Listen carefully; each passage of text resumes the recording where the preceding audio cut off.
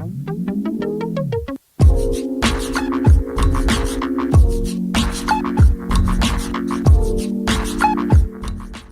fam, welcome to a new episode of LM2 Talks. As always, I'm your host, Larry. So this week I wanted to slow things down a little bit, have a little bit of a hopefully shorter episode, and just kind of reflect on this little experiment that I've been doing, which is this podcast. And I wanted to get into a little bit about why I decided to start podcasting and a little bit about how I feel like it's gone so far. So before really getting too deep into things, I wanted to thank everybody who's been listening so far, for tuning in, for providing your feedback. Even though I don't have the largest following ever, it's been really great to hear what you all think and hear how you're responding to what I have to say and some of the conversations that I've been able to have with people after some of the episodes have gone up. It's just meant a lot to me, and I'm just glad that this has been something that people have been able to respond to and feel like they've been invited into.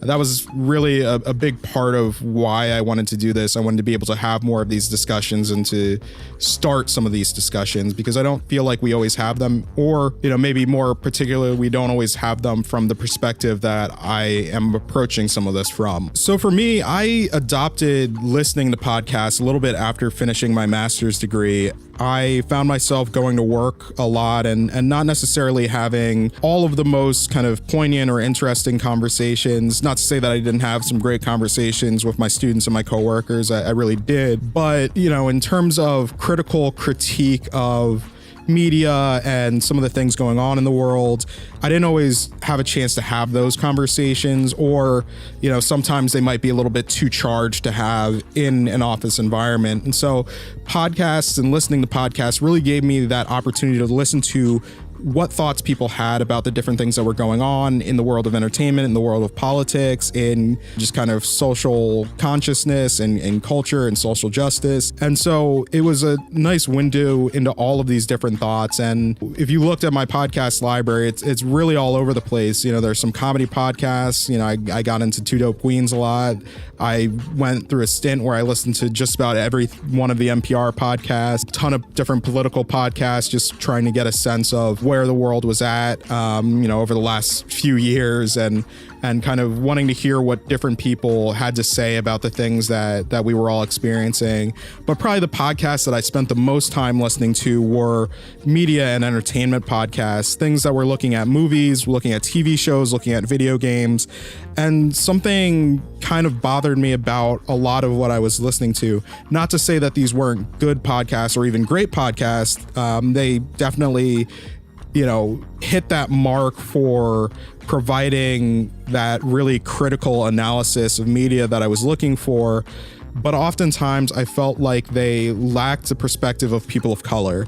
And I think that's something that, for me, it's something that's really important, especially kind of in today's culture where, we're starting to see a lot more representation in things, to not see or hear as many voices of color being on some of the more major podcasts that deal with entertainment and deal with media in general. It felt like a little bit of a disservice. And so, that was kind of in the back of my mind. And that's not to say that there aren't podcasts by people of color who are doing those things or talking about those things, or it's not to say that they don't guest star or show up on different podcasts to weigh in and share their perspective. A really great example of a podcast that I've been listening to a lot lately that does these incredible deep dives into media, especially from a Black perspective, is Still Processing. It's a New York Times podcast hosted by Jenna Wortham and Wesley Morris, and it is probably my favorite podcast right now. They go in on some topics and some really serious topics, and I think they do a really great job of balancing the fun and enjoyment that they have for these different media projects, but also really being able to take that critical lens to them. And so listening to them was something that it was kind of a turning point for me, where I was like, all right, well, maybe I don't necessarily have the audience of the New York Times or of these two journalists and cultural commentators, but maybe I can start to kind of carve out my own niche. And what are the things that I love? I really love video games. I love movies. I love music. I love, nerd stuff. Why don't I start there? Why don't I talk about that stuff? Since, realistically, there's there's so many nerds of color, and there's some really great podcasts for nerds of color, but there's still so few of them. And I also wanted to have a way for me to kind of put my voice out there so that my friends could listen to it. And maybe if we aren't necessarily, close by where we can't hang out and discuss this stuff in person, I can put one of these podcasts up and it'll be like a phone call for one of them. And maybe they'll shoot me a text later after they've listened to one of the episodes, or maybe they'll hit me up on Facebook, or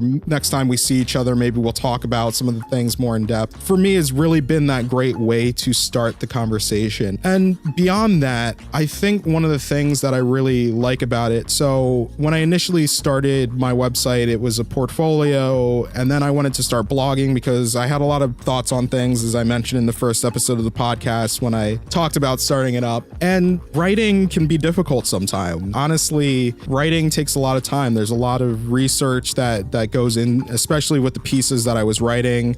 There's a lot of editing down what you're putting into words. And podcasting, because people are so used to the audio format taking 15 minutes to a half an hour to an hour to fully get through a thought, and even in some cases, some of the podcasts I listen to, they might be 2 to 3 hours, and I'll listen to them in a few breaks, but it gives you enough time to really tackle the issues that you want to talk about. And it gives you a little bit more space to do that, and it lets your emotion shine through a little bit more. And that's not to say that you can't have your emotion come through in writing. Fantastic writers do it all the time. That's why the written word has always been a medium that I really love and really enjoy.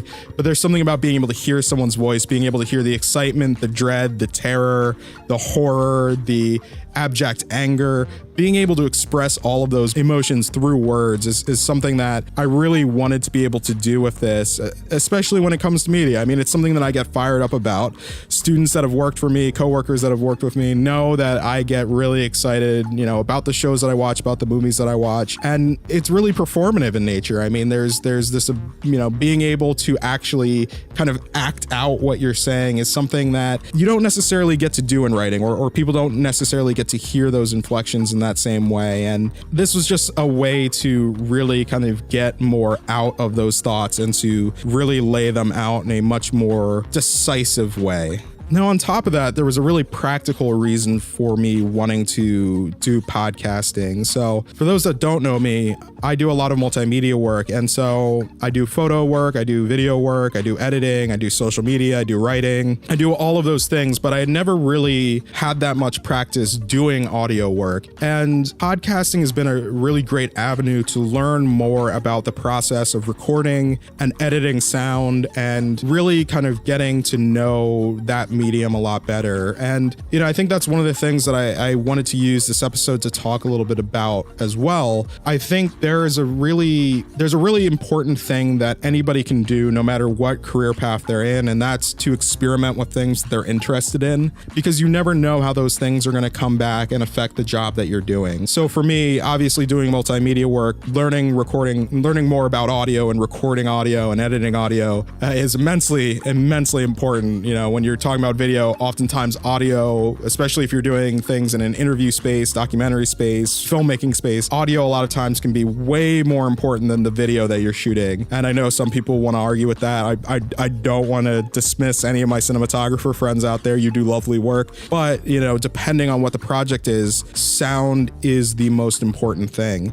And so being able to have this experience where I can do this at my own pace, I can experiment with things, I can have some episodes that maybe don't sound as well because I'm trying something new, I can buy more equipment, set it up and see how it works, I can reposition things around my apartment to see if I can make it sound better, I can turn off my air conditioner when it's 90 degrees and record and see how miserable I sound and if it carries over into the recording. It just gives you so much room for experimentation and learning, and that was a major piece of why I wanted to do this. And already it's had a really big impact on some of the work that I do as part of my career. So just recently I had done some VO work for some videos that we were working on at work to, promote our newest campaign. And I was able to use what I've learned through doing, at the time it was the first probably 4 or 5 episodes of the podcast. I was able to use that knowledge to do the recording, do the VO, edit the VO, and have it incorporated into this new campaign that we're running. And so there's something that's really cool about that, where I can do this thing for fun and it can carry over into the work that I'm doing. And that's something that I really think everybody should kind of challenge themselves to do. What is something that you're interested in, and how can you do that thing, learn about it, get better at it, and then reincorporate it into what you're doing in your professional practice. It's a really great opportunity for a lot of people to experiment with something new and experiment with something that maybe they just really love, but haven't quite figured out how they can make it more a part of their everyday life.